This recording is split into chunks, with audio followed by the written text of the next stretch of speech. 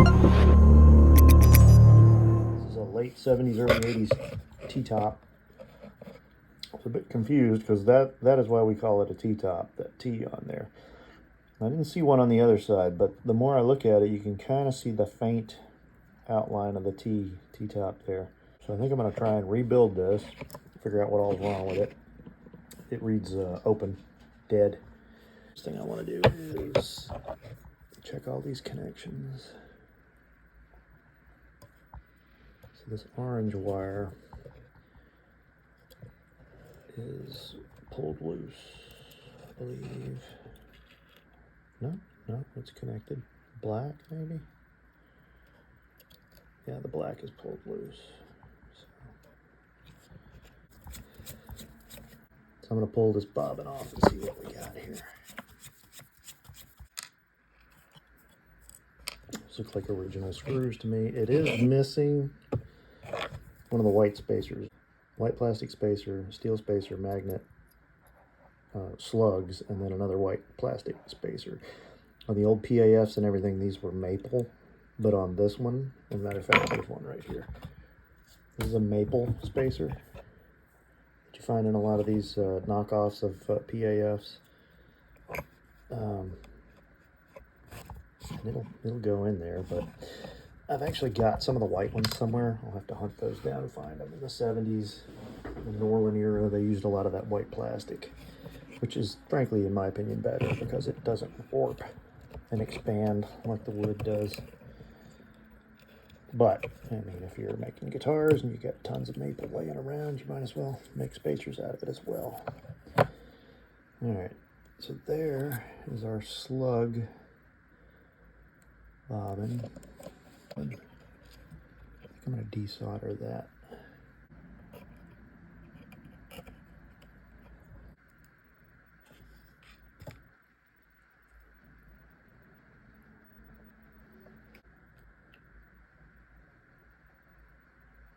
That's perfect.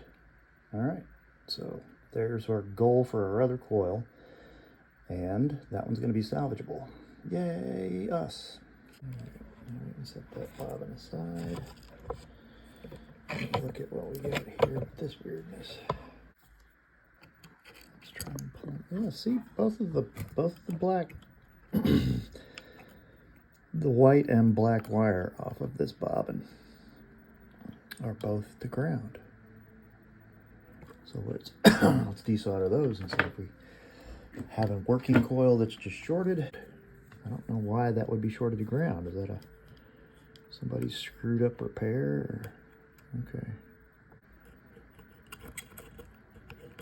Yeah, that's just kind of a mess. That's somebody's homemade repair job. They might have known what they were doing. This was done a long time ago. So no love here. This T-top bobbin is going to have to be rewound. So there's your white plastic spacer. There's the steel piece for the screws. There's the sand cast magnet.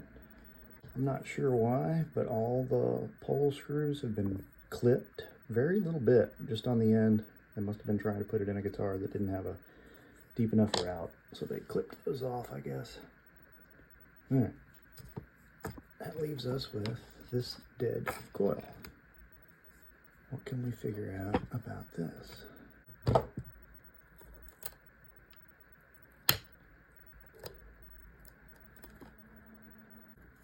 There's the white lead and there's the black lead.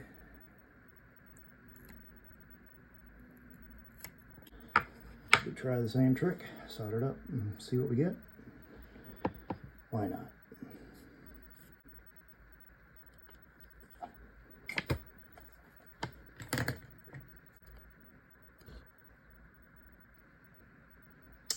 Nope, still reads dead. So these are not wax potted in any way. Let's take a minute to get a little closer look at this.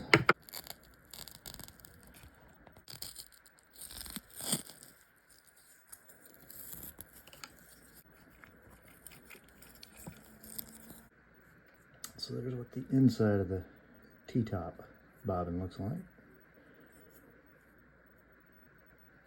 Just plastic injection molding. Nothing terribly fancy. String spacing is 192 or 48.8 millimeter. Base is 1.64 millimeter. Top is also 1.64 millimeter. Width 63. 56.4. We are all wound up. Ready to go. Let's see what we got, y'all.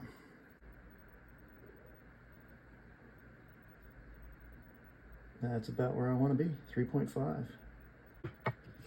See if I can show you what I'm seeing here, which is right there. There's the most faint impression of a T. There should have been a maker's mark, I think, here. Would have had like a 1 or a 3 or a 4, and then this little tooling mark. But I think somebody, see these scratches? Somebody sanded this down. So you can just barely make out that T. And then, of course, they had it positioned so close to the strings that it wore divots over the E and A. Weird. There, I think you can see it now. You see that T impression? It's there. It's just been nearly sanded off for some reason. Now that we've got our 2 coils set up and all our parts sourced, it's time to start putting things back together. I mentioned earlier that I had some spare Nor-Linear parts laying around somewhere out in my shop, and I managed to locate those. So we're going to put one of the original white spacer, Nor-Linear spacers back in here so that it's as accurate and period correct as possible. I think when I get done, there's not going to be any replacement parts other than the bobbin wire, magnet wire. Next trick I want to do is clean this up. This wire is too short for my liking. This type of wire that Gibson used as your lead is a metal braid, which is the ground, over your signal line, which is actually fabric. It's cloth. It's very old technology. I don't know when that came about, probably in the 20s or 30s when electronics first started happening and plastic insulators weren't a thing. So I want to take this short piece off and replace it with this, which is some much longer wire. It's very accurate. The weave on it is not quite as tight, and of course it's new, but it's pretty damn close. So we're gonna go ahead and put that on and push this back. This is called pushback wire, and it's called pushback wire because instead of stripping it with strippers, you literally just push it back, and there's the end of your lead. So that'll hook to the end of the coils in the bobbins. This will ground to the base plate, and this will insulate the two from shorting together. This base plate was Eddie Van Halen, which means it was drilled out and screwed directly to the guitar instead of being suspended on springs. So I will have to probably solder those up and rework that a little bit. Also, these ears on here are a little bit bent, so I'm going to straighten those up. Typical work for sheet metal on these, I just use a crescent wrench.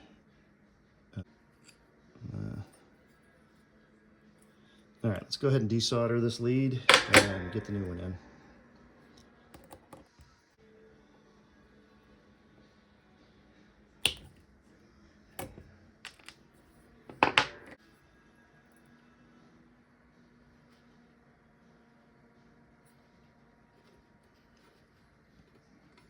Put kind of a point on this.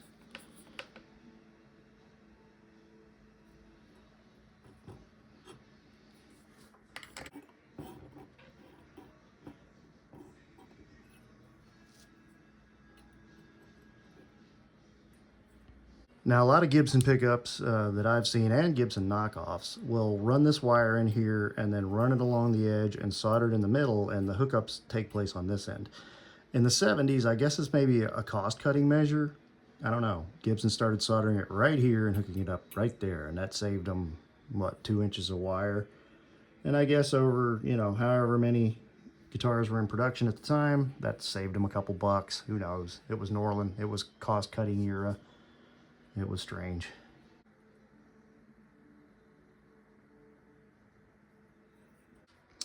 Isn't that just beautiful? Wow. I love my own work. And that'll get bent over, put the bobbins on, and then we're getting close to done. This shiny spot over here is where our ground end of the bobbins are going to hook up.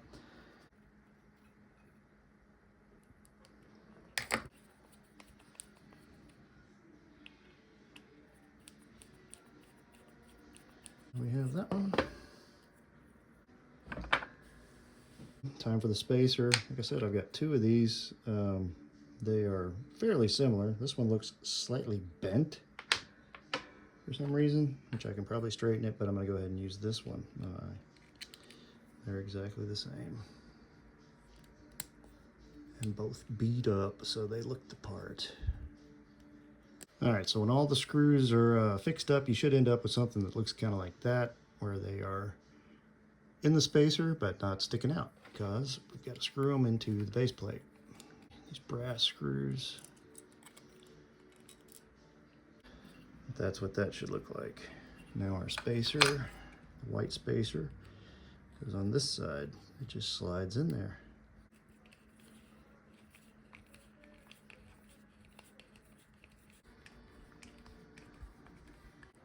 All right. So there we are, screws back in, and the magnet. Does anybody remember the orientation of this magnet? There's little metal filings and flakes and whatnot, and I use this. Just take a piece of tape, and that should clean it up. Next thing we gotta do is remember which way our orientation was. So the two little white marks on here indicate the, what do they indicate? The South Pole.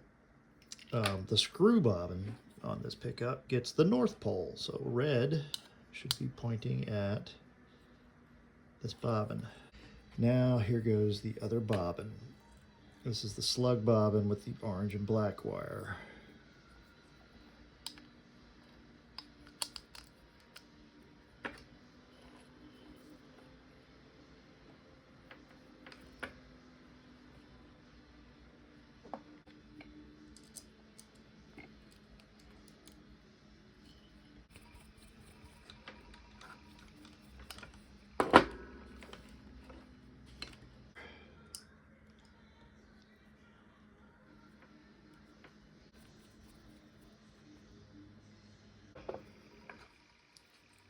We slide in our plastic spacer.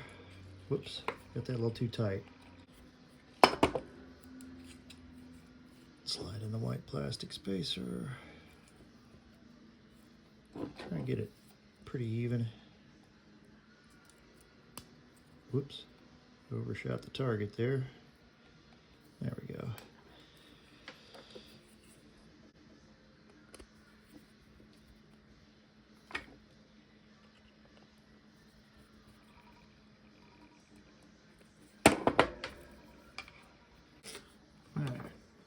This black lead here goes to the ground.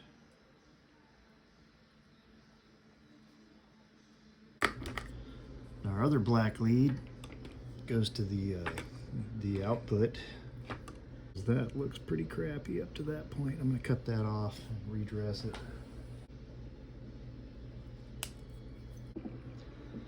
All right, clean that up a little bit. Let's try and go with the black lead. I don't like to make these too long because you end up with a bunch of crap that won't fit under the cover and just ends up being sloppy. Let's try and run a little solder on that.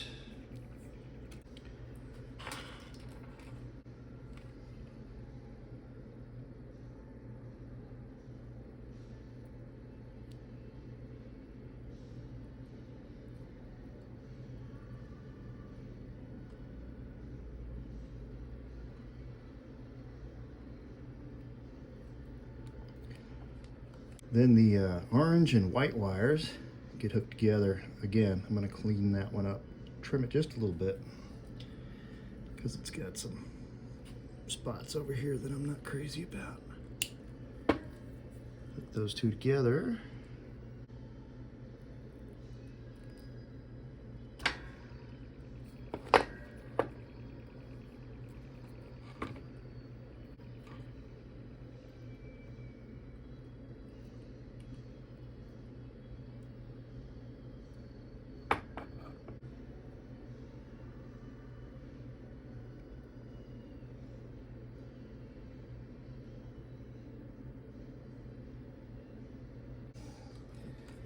Then we will test all of this.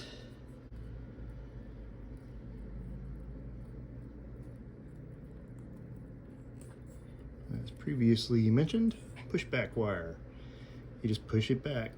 You don't have to get all tricky trying to cut that. In fact, it'll kind of drive you nuts if you try to. Set our meter to Guam's. Ground. Lead. What do we got? Ladies and gentlemen, 7.5 is what I consider a perfect Tim Shaw PAF T-Top Gibson nonlinear pickup. As far as the DC's resistance goes, it's just in the perfect range. To insulate these, I just use bobbin tape, which is what Gibson used. So that is period correct.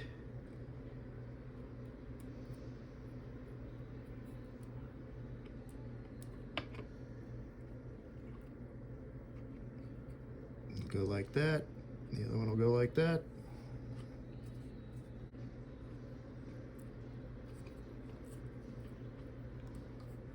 Then I will use one more piece of tape just to secure all this.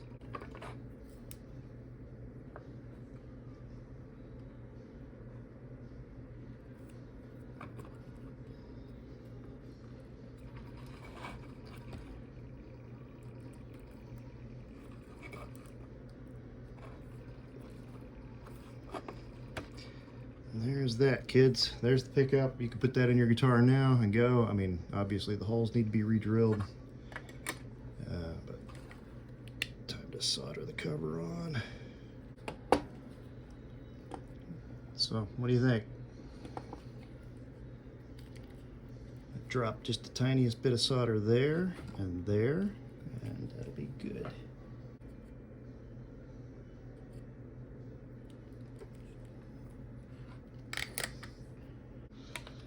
And there we go. Kind of banged up, beat up, vintage looking correct. I will have to drill these holes and find a screw for that. There we go.